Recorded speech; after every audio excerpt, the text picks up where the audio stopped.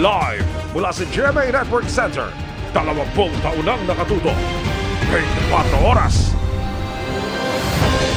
Magandang gabi po, Luzon, Visayas at Mindanao. Na-inquest na ang kapatid ni Alice Guo na si Sheila at negosyanteng si Cassandra Ong na nakasama pa ng dismissed na alkalde sa paglabas ng Pilipinas.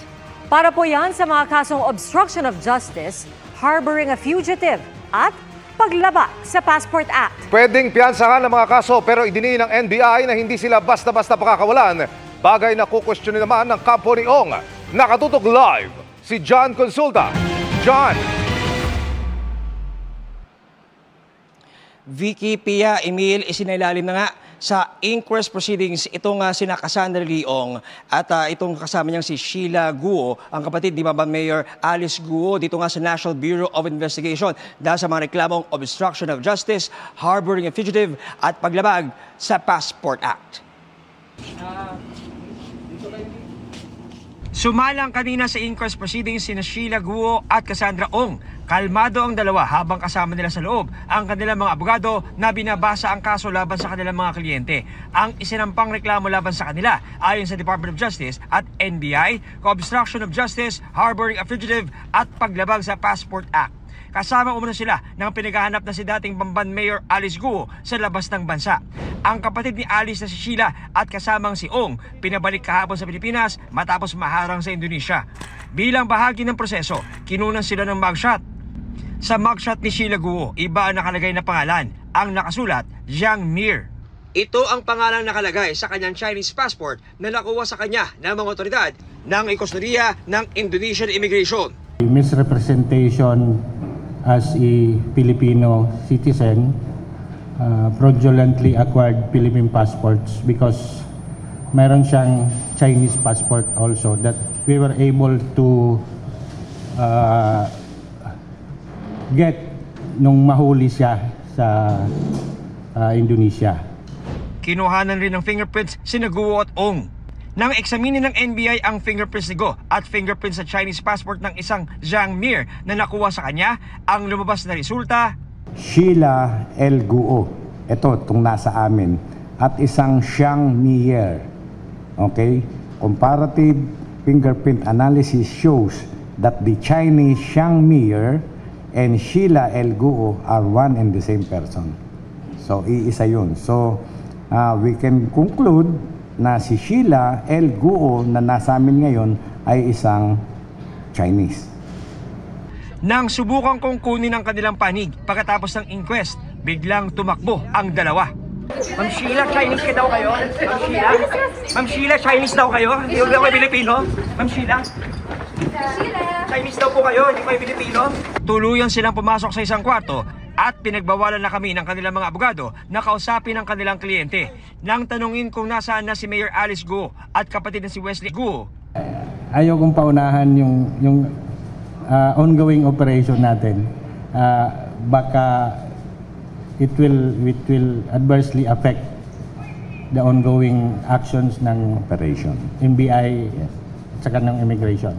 Giit ng NBI, bagamat bailable ang mga kaso ng dalawa, hindi sila pwede basta pakawalan dahil sa warrant na pinilabas ng Kamara at Senado. Remember that we are holding them, both of them, by virtue of a warrant issued by Senate and Congress. Hindi ordinary court where they can request to post bail immediately kahit holiday. Ito is Senate and Congress. So that is parang hindi natin malaman kung paano sila magbe-bail doon. Maganda na nag-usap-usap kami kahapon and we all came into agreement na we will just go through the proper process, which is for the law enforcement agencies to do their job first. Booking, inquest, take custody, and then once may requesta ang House and the Senado na may hearing sila na kailangan namin dalhin sa hearing, that is when we will comply. Pero ang isa sa abogado ni Ong, iginit na may mali sa proseso.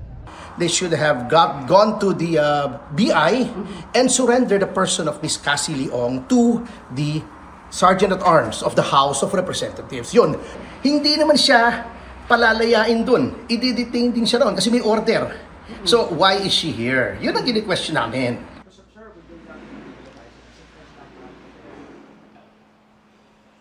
Emil, ayon kay NBI Director Jimmy Santiago ay posibleng maharap sa kasong perjury at posible pang matanggalan ng lisensya itong abogado na nagnotaryo doon sa counter affidavit ni Mayor Alice Guo noong August 14. Kung mapatunayang noong mga panahong yun ay wala na siya dito sa bansa. Yan muna latest sa NBI. Balik sa iyo, Emil. Maraming salamat, John Consulta. Hindi lang where, kundi how did Alice go ang tanong ng marami sa mga otoridad. Sabi ng isang komisyon, tinutulungan umano siya hanggang sa ibang bansa ng sindikato sa likod ng mga pogo. Nakatakda namang ipa-deport mula sa Pilipinas ang kanyang kapatid na si Sheila. At nakatutok si Salima Refran. Wala pa pong attempts ng paglipat or pag-transfer sa ibang bansa itong si former Mayor Alice Guo. Nananatiling nasa Indonesia si dismissed Bamban-Tarlac Mayor Alice Guo base sa tracking ng immigration ng Indonesia. Would you say malapit na po ba? Kay Alice Guo? Malapit na rin po ba? Well, I would say tuloy-tuloy ito at pwedeng sabihin na gano'n. Hindi mo titigil isang coordinating, of course, within the Philippines and outside the Philippines at other agencies. Sabi ng DFA, hindi pa kanselado ang Philippine passport ni Guo, pero nakikipag-ugnayan na raw sila sa Department of Justice para rito. I know there's a process, but how long will it take usually? Hard to say, but we're working with the Ayon sa Office of the Consular Affairs ng DFA, pwedeng makansela o ma-revoke ang Philippine passport kung may court order o kung fraudulent o may misrepresentation sa pag-apply nito tulad ng pamimeke ng dokumento. Nahaharap naman sa deportation case ang kapatid niyang si Sheila Guo na kahapon lang ibinalik sa Pilipinas mula sa Indonesia. Meron kasi siyang Chinese passport na may validity hanggang 2031. Jiang Mir ang pangalan niya sa Chinese passport na siya ring inilagay sa kanyang mugshot. Iba rin ang kanyang birthday sa passport. Sheila Guo ay sinampahan po natin ng deportation case for undesirability and for misrepresentation. We deem it na siya po ay nakakuha ng kanyang Philippine documents through fraudulent means. Walang exit stamp ng Pilipinas ang Philippine passport ni Sheila, pero may entry stamp sa Sabah, Malaysia. Iniimbestigahan na kung sa rutang ito rin pumuslit palabas ng bansa si Alice Guo. Ayon sa Presidential Anti-Organized Crime Commission o PAOK, tumutulong sa pagpapalipat-lipat na magkakapatid na Alice, Sheila at Wesley ang sindikato sa likod ng mga pogo. Kabilang dyan ang Singaporean na si Jiang Ji at ex-Chinese policeman Duaren Wu ng Porac Pogo na inisyuhan na ng Immigration Lookout Bulletin Order dahil sangkot sa human trafficking. Gayon din ang mga business partners ni Guo sa Pogo sa Bamban na sina Jiang Ruijin at Lin Baoying na sangkot sa qualified human trafficking at money laundering sa Singapore. We are going against a very sophisticated and prolific money laundering hub sa tri-border area na ito, which is Singapore, Malaysia, and Indonesia, and of course the Philippines. Nakikipagtulungan na mga otoridad sa kanilang foreign counterparts para masukul si Guo at ang mga nasa likod ng kanyang pagtakas at pagtatago. Para sa GMA Integrated News, Salima Refran, nakatutok 24 oras. Tila panira naman ang bonding ng mga pasahero sa NAIA Terminal 3 ang nasirang aircon system na tumapat sa long weekend. Ang pagkukumpuni aabot pa sa day 2 ng bakasyon bukas. Ang sitwasyon sa NAIA, tinutukan lahat ni Mark Salazar. Mark? Pia, nako maghapon itong napakainit dito sa Terminal 3 ng NAIA. Yung bang init na papawisan ka at medyo banas, ganyang klase ng init dahil sabi mo nga sira kasi yung air conditioning system dito at ito'y sumabay pa talaga sa long weekend holiday.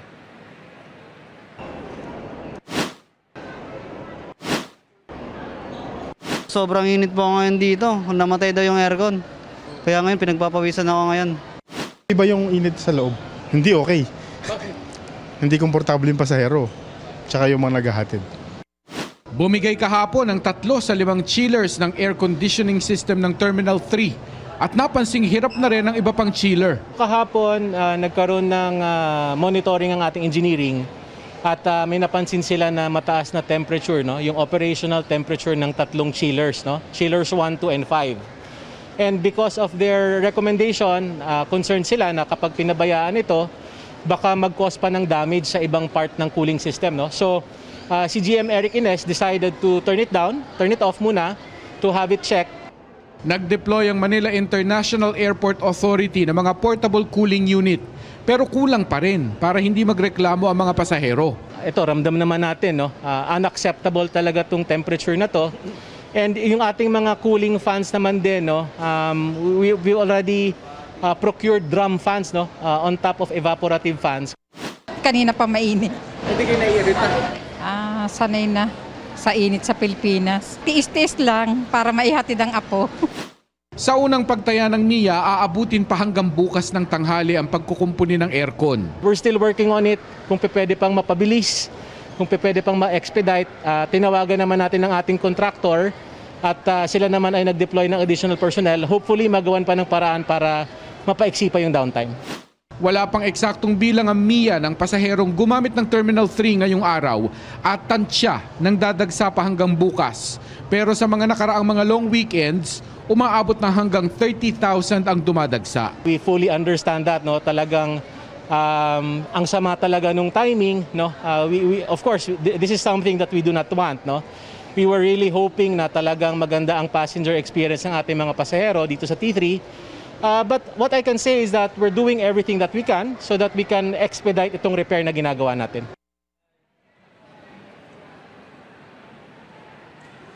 Pinapaliwanag ng NIA na talaga namang luma na kasi PIA itong Terminal 3 at papunta na to sa ikalawang dekada niya at marami raw nagamit dito, talagang palitin na. Makakaasa naman daw ng malalaking improvements sa oras na mag-take over na yung private concessionaire sa September 14. Live mula dito sa Terminal 3 ng NAIA para sa GMA Integrated News, Mark Salazar. Nakatutok 24 oras. Maraming salamat, Mark Salazar. Ligtas na matapos masagip ang mga tripulanteng Pinoy na sakay ng barkong inatake ng grupong Houthi sa Red Sea. Pero may problema pa rin dahil naiwan sa barko ang mga gamit at mahalaga nilang dokumento. Nakatutok si Marisol Abduraman. Kinakatakutan namin, dumating na. Talagang tinira na kami ng missile. Matapos paulanan ng bala at bombahin ng missile ng grupong Houthi ang Mount Sanyon na naglalayag pa Greece sa Red Sea, nagpalutang-lutang sa dagat ang mga sakay nitong crew, kabilang ang 23 Pinoy.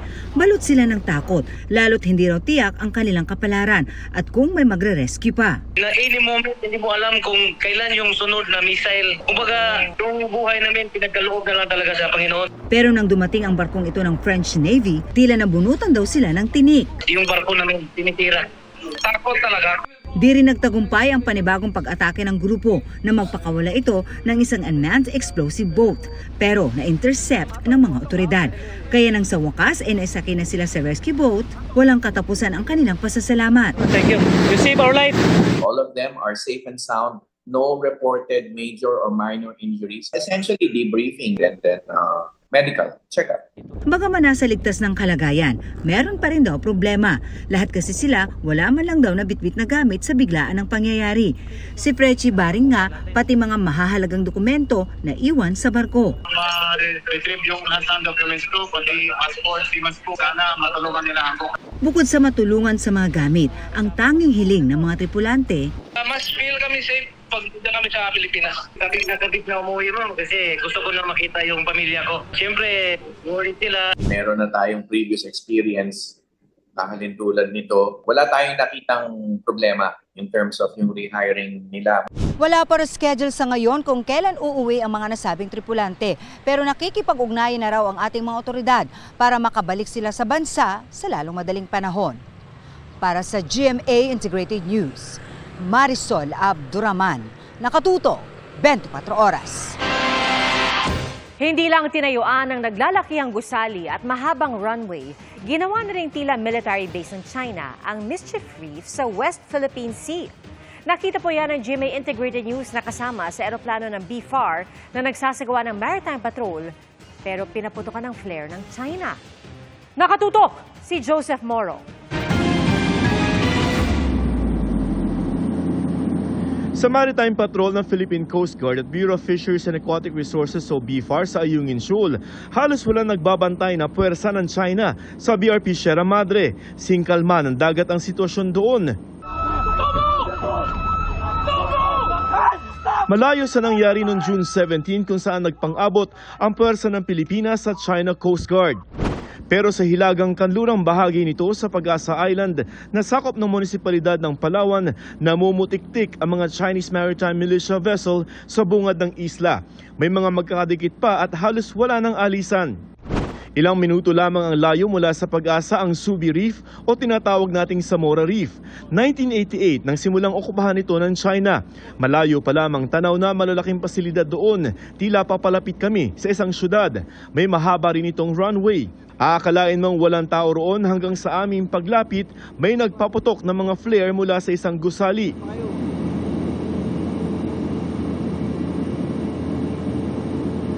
Sa timog silangang bahagi ng Panata Island, makikita ang Panganiban o Mischief Reef.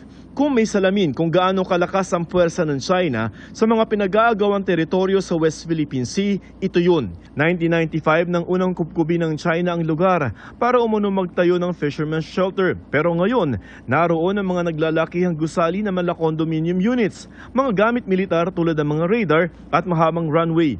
May mga hindi rin mabilang na mga militia vessel doon.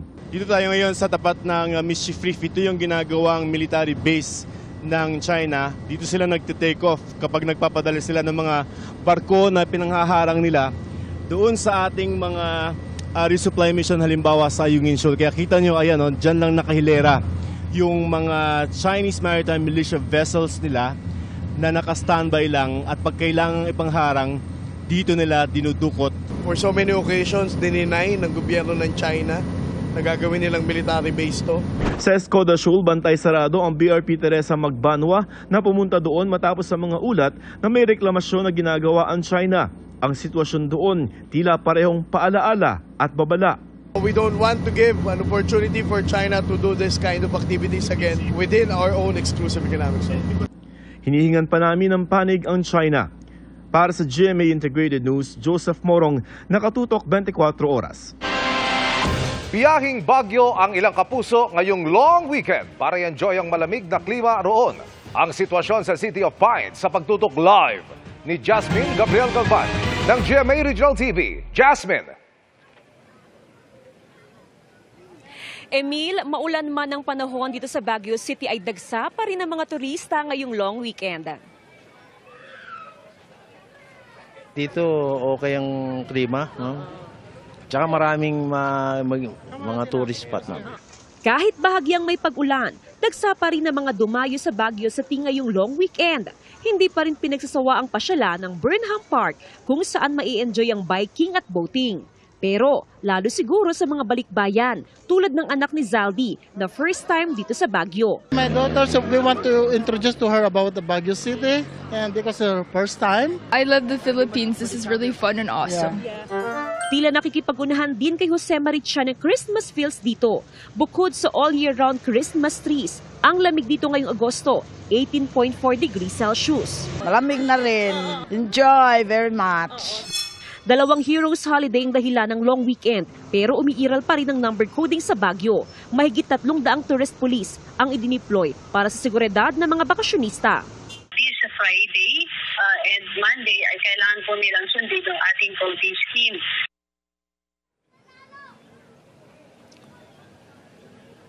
Emil, maghapon na maayos ang daloy ng trapiko paakyat sa lungsod ng Baguio pero sa mga oras nga na ito ay nagkakaroon ng traffic build up partikular doon sa sentro ng Kalakalan. Samantala, bukas po sa mga motorista ang Cannon Road, Nagilian Road at maging ang Marcos Highway. Emil? Maraming salamat, Jasmine Gabriel Galvan ng GMA Regional TV. Malapit na umunong makumbinsi si Alice Guo na lumantad sa publiko ayon sa kanyang abogado. Nakatutok si Sandra Aguinaldo. Kahapon lang huling nakausap ni Attorney Stephen David ang kanyang kliyente si dismissed Mayor Alice Guo. Hindi raw nila pinag-usapan kung nasaan ito pero patuloy daw na kinukumbinsi ni David si Alice na lumantad na. At sa tingin daw ni David, malapit na ito. Hindi naman natin alam kung nasa Indonesia siya pero ako, I'm very hopeful na because meron akong negotiation for her to face the court, to surrender. And I believe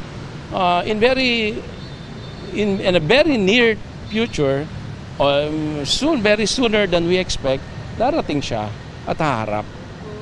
I don't think kailangan pa niya maaresto o mahuli.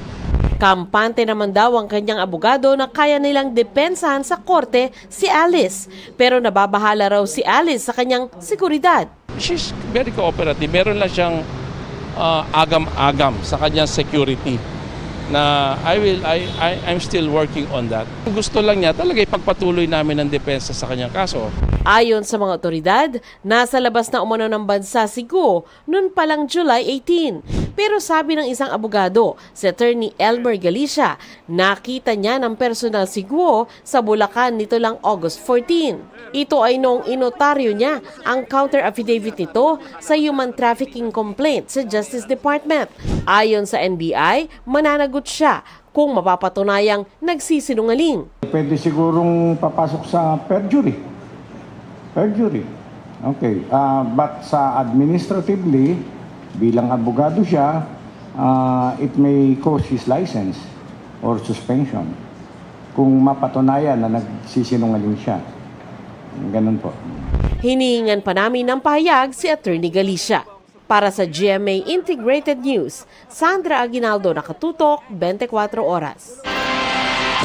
Gulong-gulo raw ang isip ni sparkle artist Sandro Mulak, kaya ganun daw ang kanyang ikinikilos sa nakunang CCTV footage sa hotel noong umaga matapos ang naranasan umanong sexual abuse.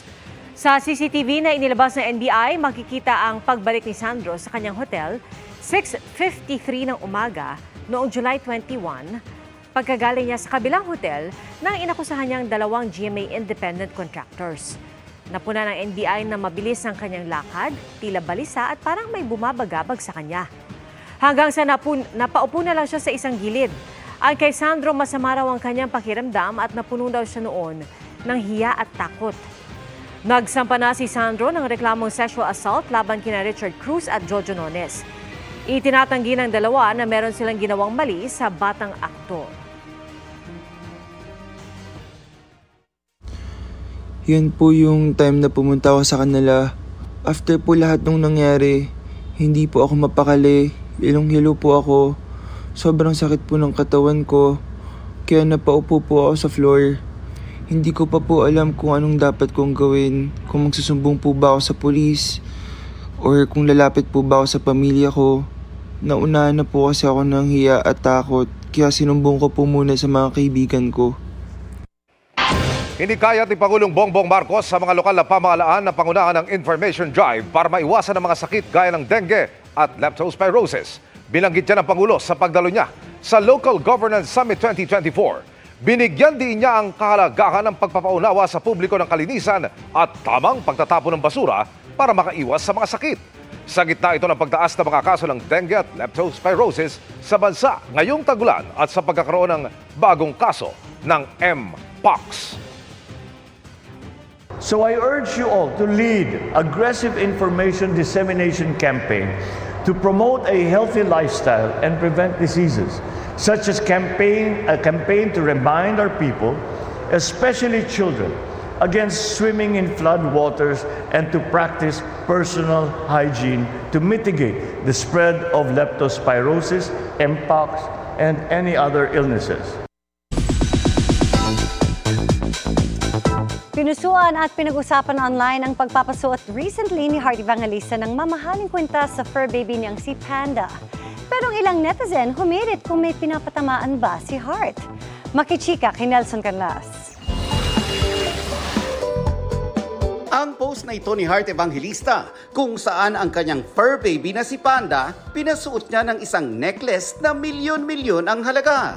Umani man ito ng daan-daang libong likes, naging controversial pa rin para sa marami. I'm a very candid person, so I'm very transparent, and honestly, I love my dogs. Anak ko yun eh. So And I don't think it's the first time na pinasuot mo ng hindi, siya talaga kasi nga I wanted to set an example ng Aspin. They are a special kind of breed na sariling atin. So sinaspoil ko talaga siya. In fact, ang aking goal talaga is makarating siya sa Paris. Giit ni Heart, isipin na raw ng marami ang gusto nilang isipin. But one thing is for sure, hindi ito hiram at kanya ang kwintas. At ipasusuot niya ito kung kanino niya gusto. Pero syempre may mga nagko-comment. May pinapatamaan ba si Heart? Well, the necklace has been mine since when pandemic times. So I honestly don't see anything. I feel like more than anything, it should be an inspiration that, you should treat the people around you the same. They deserve the best. So honestly, I don't really feel like there's anything that I should do and not do, especially I do own the necklace. Out with the old bullied Heart dahil sawa na raw siya na siya na lang parati ang nagpaparaya. Yes, at the end of the day, kailangan naman din, minsan kailangan palaban ka din. Alam ko na rin kung paano kapag hindi ka masyadong palaban, talagang natatapakan ka. So, I bite now. In a very sweet way, pero masakit. Nelson Canlas, updated sa Showbiz Happenings. Dinarayo pa rin ngayong long weekend ang Tagaytay kahit pa nagdulot ng fog ang kalapit ng Bulkang Taal kamakailan. Kamusta kaya ngayon?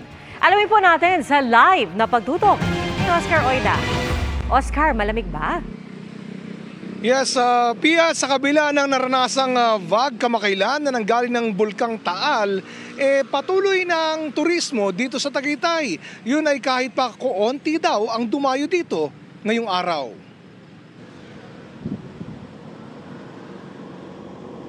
Paakyat ng Tagaytay kaninang umaga.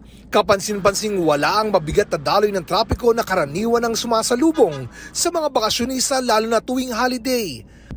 Ang mga paborito namang bulaluhan at kainan ng tawilis sa may palengke ng mahogani. Nasaan na ang mga tao? Yun ang napapansin namin lagi. Holiday po kasi ngayon dapat hindi ganyan. Hindi man kasing dami ang turista kung ikukumpara noong nakaraang holiday, dinayo pa rin naman ang ilang pasyalan dito. Tulad ng People's Park kung saan inabutan naming nagsiselfie ang mga bakasyonista. Ngayon pa lang ako napunta dito, so parang curious pa ako itsura ng Tagaytay. Yeah, very nice. It's very nice view up here. Yeah. Ayun po, maaliwalas po, maganda pa rin po yung view, tapos hindi rin naman po mausok. Ayon sa Tagaytay Tourism Council, mas kakaunti nga raw ang turista ngayong araw. Usually sir, nakakaranas ng mga 10,000 tourists pagka ganito mga holiday. Pero as of now, mga nasa 7,500 mga nakakaraan po ng mga long weekend holidays, katulad po ng naranasan natin ngayon. Medyo mas pinipili po ng ating mga tourist na magpunta po sa ibang medyo relatively mas malalayong lugar. Kasi po ang Tagaytay naman easily accessible to them anytime. So they opt to go to other places po pagka ganitong medyo extra long weekend holiday. Kaugnay naman ng fog, ayon sa kanila, wala na raw nararanasang ganon ngayon. Wala naman po mga changes sa aming operations. So ngayon po, wala po kaming nararanasan na epekto po ng fog. Samantala, Pia, kaugnay nung katanungan mo kanina kung malamig na ba, well, ang temperatura ngayon, medyo lumamig ng konti kung ikukumpara sa maghapon dahil kanina naranasan natin medyo mainit pa rin. Now, sa negosyo naman, yung mga negosyante na kausap natin kanina, umaasa na sa mga susunod na araw, Sabado-Linggo, dadami pa ang aakyat dito sa Tagaytay. Pia? Nako, Oscar, enjoy mo muna ang malamig na klima bago ka bumalik ng Maynila. Maraming salamat sa iyo, Oscar Oida. Parehong gustong makuha ng Senado at Kamara ang kustodiya sa negosyanteng si Cassandra Leong na ibinalik dito kasama ng kapatid ni Alice Guo na si Sheila. Nakatutok si Darlene Kai.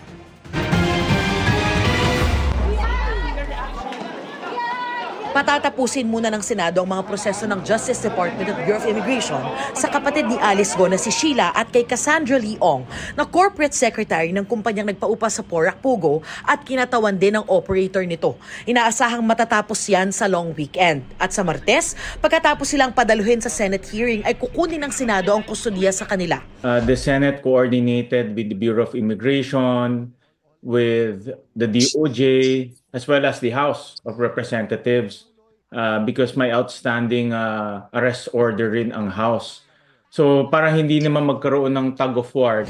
Tulad kasi kay dismissed Mayor Alice Go, may umiiral na ring arrest warrant ang Senado para kay Sheila, gayon din kay Ong. Pero may umiiral ding arrest warrant ang House of Representatives kay Ong, kaya gusto ng ilang mambabatas na sa kanila ang kustodiya niya. Continuing yung aming investigation, and sometimes we will be conducting twice a week. If somebody asks for her presence at nandun siya, then we can immediately get her to appear on the Quadcom. Pag-uusapan pa ito ng liderato ng Kamara at Justice Department. Gustong malaman ng Senado kung paano nakalabas ang mga Go at si Ong. Obviously may pera yan, may racket talaga yan. Obvious, hindi naman isolated case to, marami na ring issue ng mga, 'di ba, ng mga lagayan sa Bureau of Immigration, sa ibang enforcement agencies. We will cooperate naman with the investigation. I'm sure the Bureau of Immigration will cooperate in finding the truth to this. No? Dahil nalusutan, gusto ng Senadong himayin ang bilyon-bilyong pisong intelligence funds ng Immigration, Pulisya, NBI at Civil Aviation Authority of the Philippines. Ayon sa Kaap, titignan pa nila kung meron silang intelligence funds. Hindi rin naman daw tiyak sa ngayon kung ano ang sinakyan ni Go nang siya'y lumabas sa bansa. Sinusubukan pa namin kunan ng pahayagang PNP at BI. Para sa GMA Integrated News, Darlene Kai, nakatutok 24 oras. Mga kapuso, maganda po sa posibilidad ng pagulan ngayong long weekend, lalo na't muling nagbabalik ang habagat. Patuloy ring minomonitor ang bagyo sa labas ng Philippine Area of Responsibility na lalo pang lumakas. Isa ng severe tropical storm ang bagyong may international name na Shanshan. Sa ngayon, mabagal ang pagkilos nito, pahilaga o papunta po sa Japan. Sa kilos nito na natiling mababa ang tsansa nitong pumasok sa PAR ayon sa Pag-asa. Pero kung magbago at tumbukin ito ang ating bansa, posibleng hanggang sa may kanto lang ito ng PAR. Dahil sa nagbabalik na habagat, asahang uulanin ng malaking bahagi ng bansa sa mga susunod na araw. Base sa datos ng Metro Weather, mataas ang tsansa ng ulan bukas sa Ilocos Region, Central Luzon, Calabarzon, Mimaropa, Bicol Region, Panay Island, Cebu, Samar Provinces at halos buong Mindanao. May malalakas na ulan na posibleng magpabaha kaya doble ingat. Halos ganito rin ang mararanasan sa linggo ng hapon.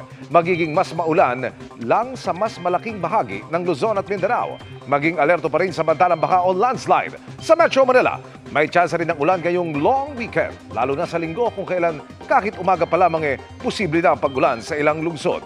May tsansang magpatuloy ang mga pag-ulan sa Lunes, National Heroes Day, lalo sa Southern Luzon at western sections ng Visayas at Mindanao. Ingat, mga kapuso! Inalmahan ni Attorney Harry Roque ang pagpapadetain sa kanya ng Kamara. Tinawag niya itong panggigipit dahil sa politika at pag-abuso sa kapangyarihan. Ang ginawang pag-cite in contempt kay Roque kasunod ng pagsisinungaling umano niya sa Quad Committee. Hindi kasi dumalo sa pagdinig noong August 16 si Roque dahil may dadaluhan daw siyang court hearing. Pero sa nakuhang certificate mula sa korte, nalaman ng komite na walang nakaschedule na hearing. Hindi tinanggap ng komite ang paliwanag ni Roque na honest mistake ito. Itinanggi rin ng Quadcom na may demolition job sabay diing patas lang ang parusa nila sa lumabag sa rules ng Kamara. Mamayang alas 9 ng gabi nakatakdang makalabas si Roque. Sa gitna ng tensyon sa dagat at himpapawid dulot ng pangaharas ng China, may iba pang hamong hinaharap ang mga taga-isla ng Pag-asa. Nakatutok si Ian Cruz. Hindi pa rin sapat kahit nagagamit na ng mga mag-aaral ang kinumpuning istruktura ng Western Command at 2 gusali ng munisipalidad dito sa Pag-asa Island. Kaya sa isang classroom na may yerong dingding, 3 grade level ang sabay-sabay na nagkaklase. Habang ang grade 7 class na ito sa ilalim ng puno tinuturuan. hiling nila. Yung classroom po talaga na kung saan mas komportable po sila doon. Pamalit sa school building na winasak ng bagyong Odette noong December 2021 ang hinihintay nila. Umaasa ang mga guro at estudyante dito sa Pag-asa Island na matatapos na itong ipinagagawang school building dito sa isla. Sa ngayon ay nagtsatsaga dito sa temporary na classroom na donasyon ng Western Command at doon pa sa dalawang pasilidad na ipinagawa naman ng munisipyo ang mga estudyante at mga guro. Anila, kokonti lang naman ang mga estudyante dito kaya naman sana maibigay ang nararapat para sa kanila. March sila dumating dito pero kasi nga yung mga materialis nila halos hindi nakasakay kaya parang nadidelay yung kanilang gawa ng building. 11 ang guro para sa halos 100 estudyante sa Pag-asa, kulang sa senior high. Sana mapunan daw ang kailangan ng mga mag-aaral, pati hazard pay at tirahan ng mga guro sa isla. Sinisika pa naming makuha ang panig ng Department of Education ukol dito. Napakalayo po namin at yung sakripisyo po na nandito kami para lang sa bayan at para may magtayo talaga na magkaroon ng community ito. Ang pagkakaroon pa naman ng paaralan ang isa sa susi ng pagdami ng residente sa lugar. Kasi yung mga bata din nila may opportunity na pwede dito makaaral. Then yung iba nagtatrabaho dito yung sa construction at saka most na dito na-assign sa LGU nagtatrabaho din. May sports program din para sa mga mag-aaral. Si Chinali na minsang kumatawan sa athletics competition ng Palawan, magsasanay naman sa swimming competition. Para makilala din po to yung isla. Hindi lang po dahil sa mga Chinese, kundi din dahil po dito sa mga tao. Na kaya makipagsabayan kahit dagat lang po yung titraining. Problema naman ng mga mangingisda rito ang tumal ng huli dahil sa mapanira umanong pangingisda ng mga banyaga. Yung bawra namin puros na patay sa sa cyanide ng mga Vietnamese. Ubus na yung isda dito. Wala.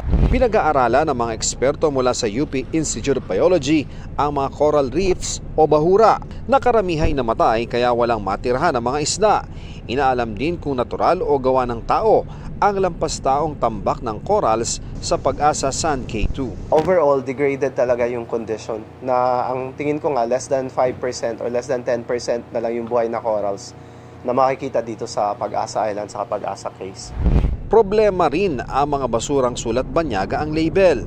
Nasa Pag-asa Island na rin ang isang team ng Pag-asa DOST na magtatayo ng synoptic station. Bukod po sa weather information, dissemination ng information, early warning na rin po.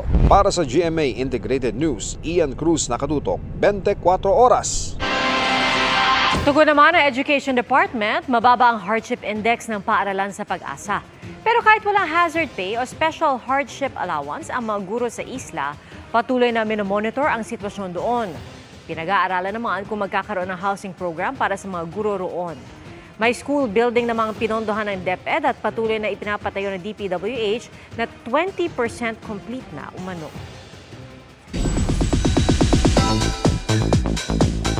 Humarap sa pulisya si BTS member Suga para sa investigasyon sa kinasasangkutang drunk driving issue. Base sa ulat ng Korean media, humingi ng paumanhin ang singer sa insidente. Nagbow din si Suga sa harap ng media. Nag-sorry siya kung na-disappoint niya ang kanilang fans na ARMY. Inassure si Suga na taus-puso siyang makikiisa sa investigasyon. Samantala, ginawaran ng Plaque of Appreciation ng MTRCB ang biggest family drama of 2024 na Pulang Araw. Ang chairperson nito, big fan pala ng series at ng cast. Makichika kay Lars Santiago. Magaan at masaya ang pag-courtesy call ni Sanya Lopez at Pulang Araw Kids Cassie Lavarias, Chess Camaranan at Miguel Jokno sa tanggapan ng Movie and Television Review and Classification Board. Sobrang natuwa si MTRCB Chair Lala Soto nang makita ang mga batang gumaganap bilang Yang Adelina, Yang Teresita at Yang Hiroshi. Bungad niya sa akin talaga, ang ganda ng show nyo, ang galing-galing nyong lahat. Kumbaga parang yun pa lang, parang wait lang po, kinikilig ako. Masaya po kami kasi nanonood po siya ng Pulang Araw, masaya po siya. Nagustuhan niya po yung mga role po namin bilang Yang Yang Adelina, Yang Teresita, and Yang Hiroshi po.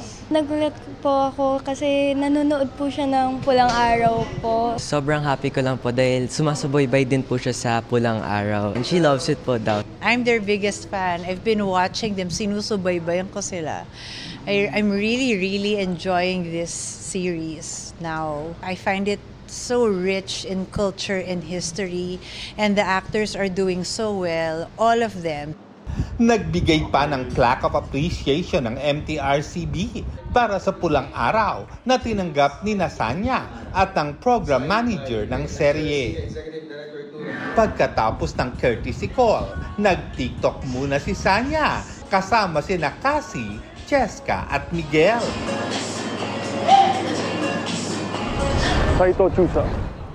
Lalo namang magiging kapanapanabik ang takbo ng kwento ng Pulang Araw. Dahil magsisimula na ang giyera. Hindi lang sa bansa, pati rin sa mga nasisikil na damdamin ni Adelina, Hiroshi, Teresita, Huwag mo namang maliitin ang iyong sarili. at Eduardo. Para balang araw, makabili rin ako ng babaeng kagaya mo na ang halaga lamang ay katumbas ng lupa. Lars Santiago, updated sa Showbiz Happening. And that, ladies and gentlemen, ends our week-long chikahan. Ako po si Iya Arellano. Happy weekend, mga kapuso. Happy long weekend, mga kapuso. Miss Vicky, Miss Pia, Emil. That's my energy. Thank you, Ian. Salamat, Happy long Iya. weekend. Happy long weekend. Hindi para sa'yo, meron ka pang balita. Eh. Tuloy-tuloy ang pagtutok. At yan ang mga balita ngayong Biyernes. Ako po si Vicky Morales. Ako po si PR Kanghel para sa mas malaking misyon. Para sa mas malawak na paglilingkod sa bayan, ako po si Emil Sumangil. Mula po sa GMA Integrated News, ang News Authority ng Pilipino, nakatutok kami 24 oras.